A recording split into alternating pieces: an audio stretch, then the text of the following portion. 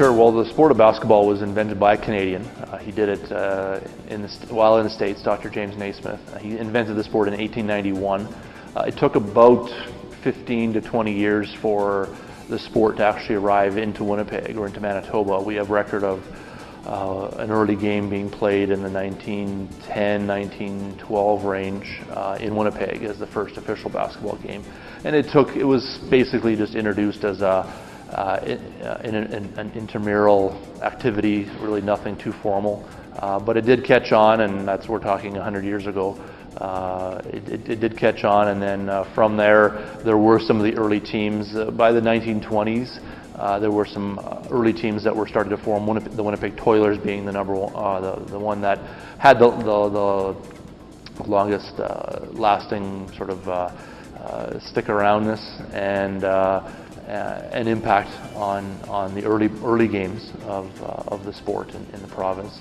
And they did do quite well. At those early stages, there was already some international competition that team did travel to, and was actually quite successful. So it's been a good 100+ years that the sport's been around in our province. I've been, like you said, I've been around the game since I was able to walk, and didn't really reflect into my playing abilities. I played basketball pretty much through high school, and but being the sport was literally around our house 24/7, it just became a natural for me to sort of get more involved in the sport. My dad coached at the high school level for 16 years, and then at the university level for another 16 years at the University of Winnipeg, and then continued into the sport administration role as the athletic director at the UW for another 8 years. So he was involved with the sport for 40 years, and that's 40+ years, and still is to this day. Actually, he's still involved in different capacities, but that allowed me to see the game from all angles and really fall in love with it.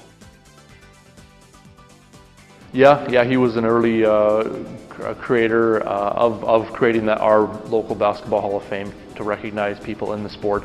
My uncle, actually, another Wedlake, Ross, is probably even more influential and directly involved in our Hall of Fame.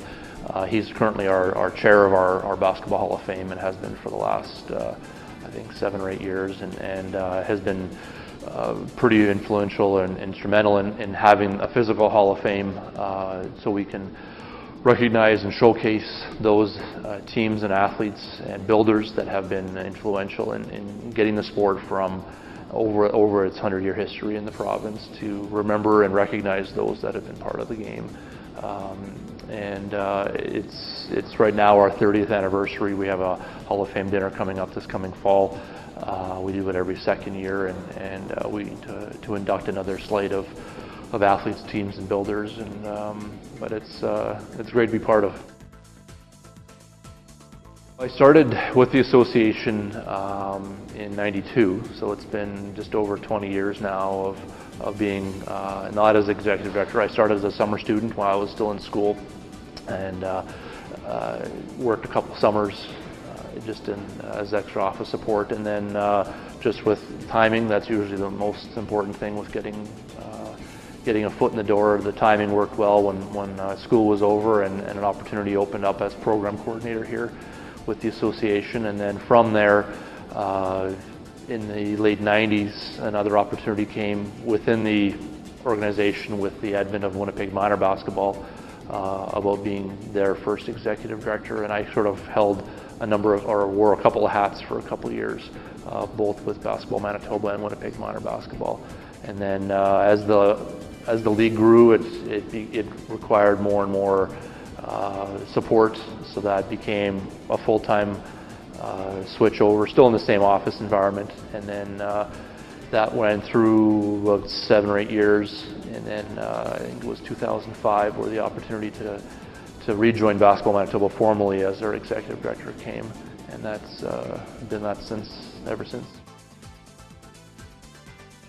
When I formally became part of the association, actually one of the very first things we took care of in '95, that was the same year that the Raptors and Grizzlies joined the NBA. And ironically, their very first time the Raptors and Grizzlies ever played each other was here in Winnipeg, and that was in October of '95. And I'd started maybe a month prior to that. So I definitely, in that month prior leading up to it, it was quiet. It was not a lot going on. Basketball was happening. It was not, but as Basketball Manitoba, as our role and influence in developing the sport was, I think, was quite limited. Outside of the provincial team program, which runs basically in the summertime, but during the actual school year or the basketball season, it was limited at best. But from that point, I could see that as definitely a pinnacle point for our sport, not just locally, but in the country, to have two, which are now one. The Raptors survived, the Grizzlies did not in Vancouver. But that was, I think, a turning point for recognition of basketball in our country, be it media, just be it in the eyes of the next young generation of kids that can look up to something and aspire to one day play at that level. And it just gave that next generation of young kids a chance to dream and reach for that brass ring. From that, in that point in that mid-90s range, that's where we saw 2 years later Winnipeg minor basketball come out of nothing. And basically before that, if you couldn't crack your junior high or high school team, which only 12 out of, could be a couple hundred at a school or more, would actually make that team at that age or gender, you just didn't play basketball. And prior to that, if you weren't of that caliber or that ability at that point, you were kind of on the outside looking in. But with Winnipeg Minor coming out in the late 90s range, we saw that opportunity for young players to get involved in the game, and it was, if you wanted to play, you played. There was no tryouts, there was no cuts. If there was 50 kids at a club, we made 5 teams, and everybody played. We got a whole new raft of new young athletes that wanted to be around the game, involved, and we also got a whole new raft of new coaches that wanted to get involved in the game, where up until then it was predominantly a school teacher. If you were a teacher, you had a greater opportunity to get involved as a coach, but if you were not a teacher, coaching opportunities were maybe a little more limited. So this opened up a door for a lot of new people in our sport. Change how the school model operates and how teams are put together, be it in conferences or at different levels. And right now, with all these changes I've just mentioned, changes to the sport we've seen over the last 20 years, the one thing that hasn't changed is how, this is one example of a change, of how basketball at the school level is playing pretty much at the same way it has been for the last 40 years. And one of the changes that's being proposed, and it may take another 2 or 3 years for it to come full circle, is to creating a tiering system at the school level. And that would include breaking down existing geographic boundaries of where teams are playing, whether it's in a K-Pac or Kelowna conference or a city conference or West Winnipeg conference, and the others, is to more break them into conferences or play based on caliber. And right now it's looking like it could be as many as 3 different tiers in the city. It would be a self-declared tiering system where if my team is looking to be strong over the next few years, I would declare myself as a Tier 1 team, or Tier 2 or 3, depending on who I'm envisioning myself, how strong maybe my team is going to be, or how competitive my team will be. And from there, it'll most likely look at something like a tier, or sorry, a 3A, 2A, and a 1A system province-wide, 3A being most of the larger schools in the greater Winnipeg area. So we're not looking at purely just Winnipeg, but going as far as maybe even as far west as Portage, including the Brandon schools, Selkirk, Steinbach, Winkler, could be sort of the greater Winnipeg area, and everything in between. And like that change, anytime you make change, there's going to be some resistance to change that people like. Maybe it's comfortable, it's familiar, but from that, I think that the one thing I think that everybody agrees upon is that there has to be something different done.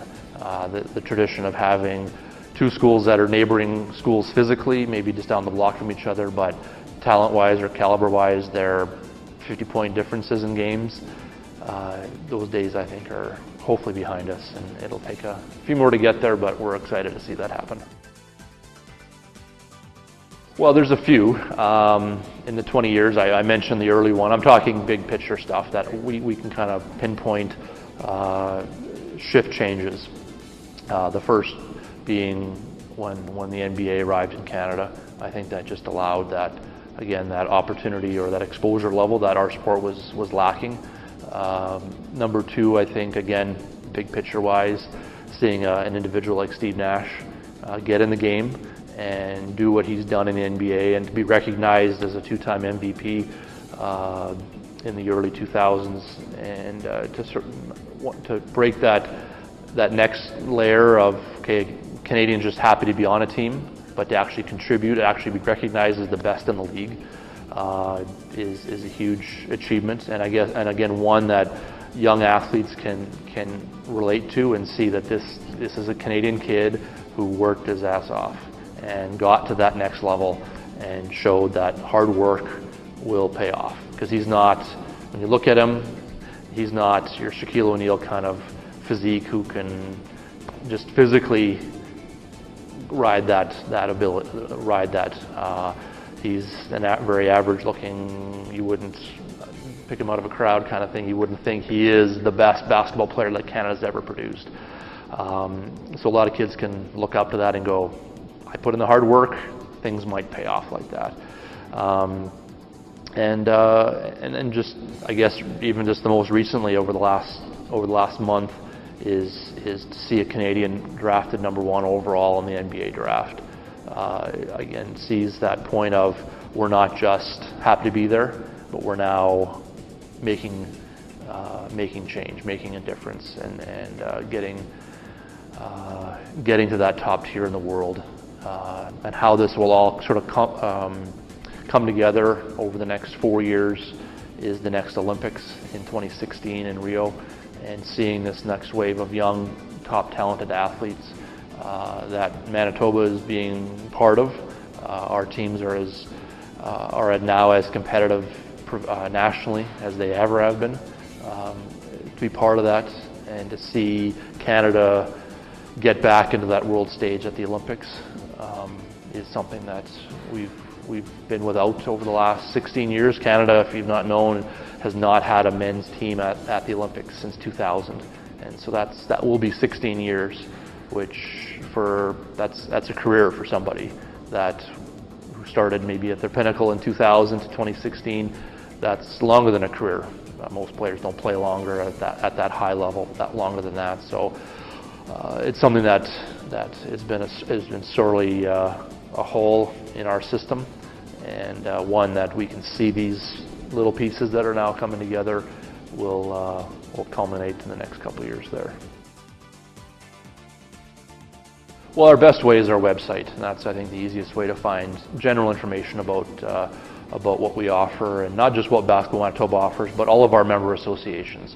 Our website is basketballmanitoba.ca, and that includes getting involved as a player, as a coach, and as an official. That's one of the other aspects. I mentioned players and coaches, but with growth comes challenges, and we need more than ever more and more new young officials or people that want to get involved as a referee in our sport. It's a great opportunity to stay involved, and instead of you paying to go to a gym and paying a monthly membership fee to stay in shape, we'll pay you to actually come out and physically stay involved in the sport, hopefully that you've loved, but to stay involved in the sport as an official.